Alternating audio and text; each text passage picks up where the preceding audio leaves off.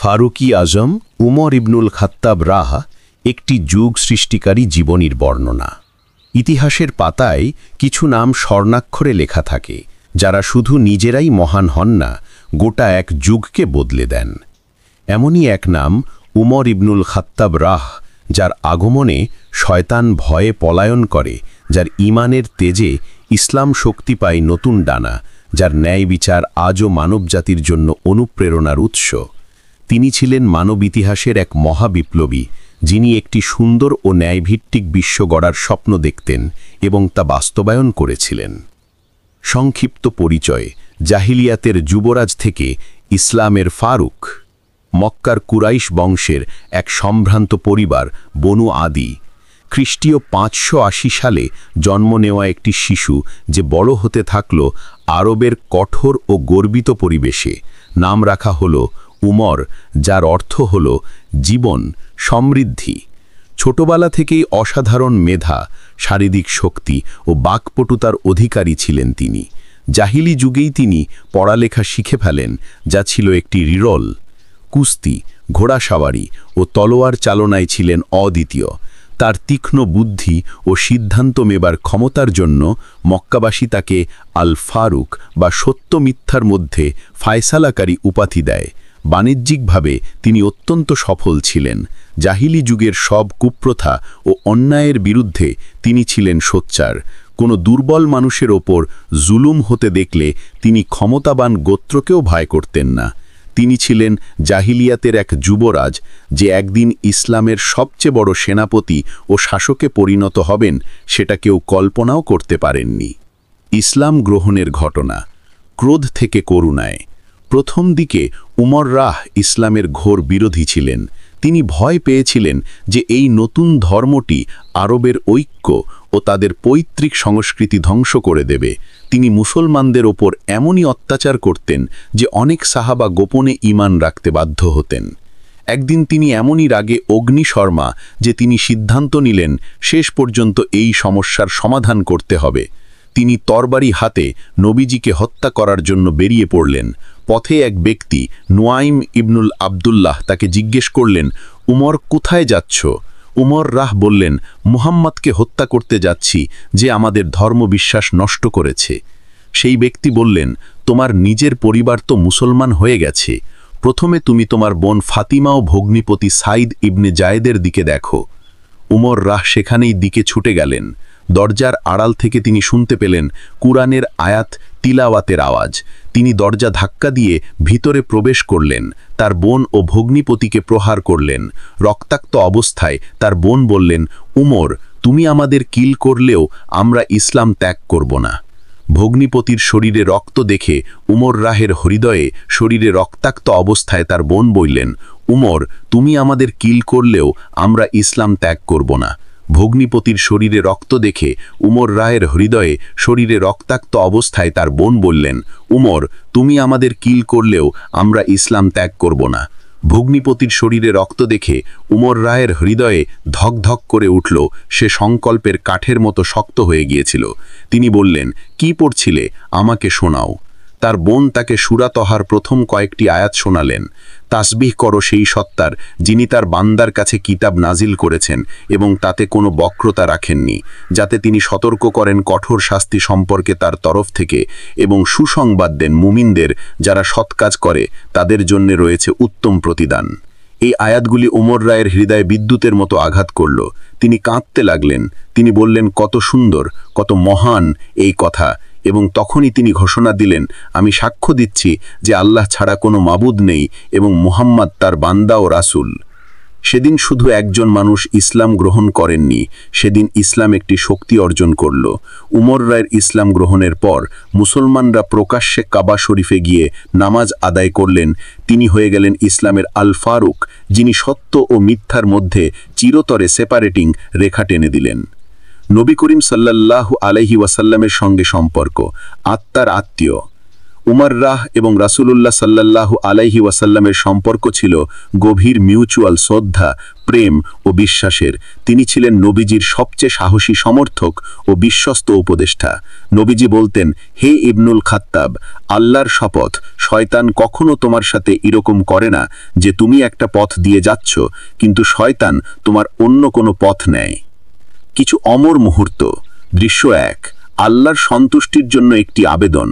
উমররা সব সময় চাইতেন যে আল্লাহ ও তার রাসূল তার থেকে সন্তুষ্ট হন। একদিন তিনি নবীজিকে জিজ্ঞেস করলেন, ইয়া রাসূল আল্লাহ, আপনি কি আমার থেকে সন্তুষ্ট? নবীজি বললেন, হ্যাঁ, আমি তোমার থেকে সন্তুষ্ট। কিন্তু উমররা বারবার একই প্রশ্ন করলেন। নবীজি ফাইনালি বললেন, হ্যাঁ হে উমর, আমি তোমার থেকে সন্তুষ্ট। দৃশ্য 2, সত্যের মিত্র। উমররা কখনো নবীজির সামনেও সত্য গোপন করতেন না।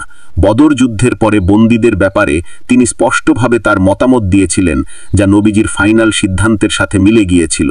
দৃশ্য 3, হুদাইবিয়ার সন্ধি। যখন অনেক সাহাবাই হুদাইবিয়ার সন্ধির শর্তগুলো মেনে নিতে পারেননি, উমররা সরাসরি নবীজির কাছে গিয়ে তার ফ্রাস্ট্রেশন প্রকাশ করেছিলেন। এটি ছিল তার অ্যাবসলিউট বিশ্বাসের প্রুফ। তিনি নবীজির কাছে তার হার্ট খুলে বলতে পারতেন, কারণ তিনি জানতেন নবীজি তাকে বুঝবেন। নবীজি বলেছিলেন, আমার এবং পরে অনেক নবী হয়েছেন, তাদের মধ্যে কোনো উমর ছিলেন না। এটি ছিল উমর রায়ের জন্য সর্বশ্রেষ্ঠ প্রশংসা। 4, সাহস, ত্যাগ ও ঈমানের দৃষ্টান্ত। ন্যায়ের তলোয়ার। উমর রায়ের পুরো জীবনই ছিল সাহস ও ঈমানের এক জীবন্ত দলিল। দৃশ্য 1, হিজরত। যখন তিনি মদিনা নিলেন, তিনি সবার সামনে ঘোষণা করলেন, যে কেউ তার মাকে কাঁদতে দেখতে চায়, তার সন্তানকে অনাথ দেখতে চায়, তার স্ত্রীকে বিধবা দেখতে চায়, সে যেন আমাকে বাধা দেয়। কুরাইশদের কেউই তার সামনে আসার সাহস পেল না। তিনি একাই প্রকাশ্যে মক্কা ত্যাগ করে মদিনায় চলে গেলেন। দৃশ্য 2, খলিফা হিসাবে তার ন্যায় বিচার। তার খলিফাত কাল ছিল ন্যায় বিচারের এক স্বর্ণযুগ। একটি বিখ্যাত ঘটনা, একবার একজন ইহুদি তার বিরুদ্ধে খলিফা উমরের কাছে কেস নিয়ে আসে। উমর রাহ এবং ইহুদি দুজনেই বিচারকের সামনে ইকুয়াল অবস্থানে দাঁড়ালেন। বিচারক উমর রায়ের পজিশন দেখে কিছুটা নার্ভাস ছিলেন। উমর রাহ ইমিডিয়েটলি বললেন, এটাই হলো ন্যায় বিচার, এবং তিনি ইহুদির পক্ষে ভার্ডিক্ট মেনে নিলেন। অন্য একটি ঘটনা, তার ছেলে আব্দুর রহমান একবার মদ পান করার ওপরে 2 বছর হয়। তিনি তাকে 80 বেত্রাঘাতের শাস্তি দিলেন। পরে তিনি বললেন, মানুষ যখন দেখবে যে উমরের ছেলেকেও শাস্তি দেওয়া হচ্ছে, তখন তারা আল্লাহকে মোর ভয় করবে। জেরুজালেমের বিজয়। তিনি নিজেই একটি উটে চড়ে জেরুজালেমে প্রবেশ করলেন, যখন সেনাপতি তাকে একটি সুসজ্জিত ঘোড়া অফার করেছিলেন। তিনি বললেন, আমাদের সম্মান ইসলামের মাধ্যমে, নট ওয়ার্ল্ডলি জাঁকজমকের মাধ্যমে। দৃশ্য 3, তার বিনয়। তিনি রাতের বেলা শহর পেট্রোল করতেন, সাধারণ মানুষের নিডস দেখতেন। একবার তিনি একজন বিধবার কুঁড়ে ঘরে গিয়ে দেখলেন সে এবং তার সন্তানেরা হাংরি। তিনি ইমিডিয়েটলি রাষ্ট্রীয় গুদাম থেকে নিজের কাঁধে করে খাবার বয়ে এনে তাদের রান্না করে দিলেন। এই ছিল উমর রাহ। তিনি ছিলেন এক হাতে তলোয়ার, যেটি দিয়ে তিনি জুলুমের মাথা কাটতেন, এবং অন্য হাতে ছিল ন্যায় বিচারের স্কেল, যা ছিল সকলের জন্য সমান। মৃত্যুর ঘটনা ও শেষ জীবন। একজন শহীদের ইন্তেকাল। 23 হিজরি 644 খ্রিস্টাব্দ। একটি পার্সিয়ান স্লেভ আবু লুলুআহ তার ওপর ক্ষুব্ধ ছিল। সে মসজিদে নববীতে ফজরের নামাজের সময় উমর রায়ের ওপরে ছুরিকাদ আঘাত করল। মৃত্যুর আগে উমর রায়ের শেষ চিন্তা ছিল উম্মার ফিউচার। তিনি বললেন, আমার পরে যেন উম্মার বিষয়ে কোনো অবহেলা না হয়। তিনি একটি কমিটি গঠন করলেন, যাতে তারা পরবর্তী খলিফা নির্বাচন করেন। তিনি তার ছেলে আব্দুর রহমানকে কমিটিতে নেওয়া থেকে বিরত রাখলেন, যাতে কেউ মনে না করে যে তিনি পাওয়ার তার পরিবারের কাছে রেখে যাচ্ছেন। তিনি একজন সাধারণ মুসলমানের মতোই সিম্পল লাইফস্টাইলে মারা গেলেন। তার মৃত্যুর সময় মানুষ জিজ্ঞেস করল, আপনি কি আপনার ছেলেকে আপনার স্থলাভিষিক্ত করার ইচ্ছা পোষণ করেন? তিনি বললেন, একজন উমরের মৃত্যুই যথেষ্ট যদি সে উম্মাতকে ফিতনাতে ফেলে দেয়। তিনি নবীজি এবং আবু বকররা এর পাশে দাফন করা হয়েছিল। তিনি ছিলেন একজন শহীদ, যিনি আল্লাহর রাস্তায় হিজ লাইফ উৎসর্গ করেছিলেন। আজকের মুসলমানদের জন্য শিক্ষণীয় বার্তা। ফারুকের উত্তরাধিকার। উমর রা এর জীবন আমাদের জন্য এক জীবন্ত পাঠ।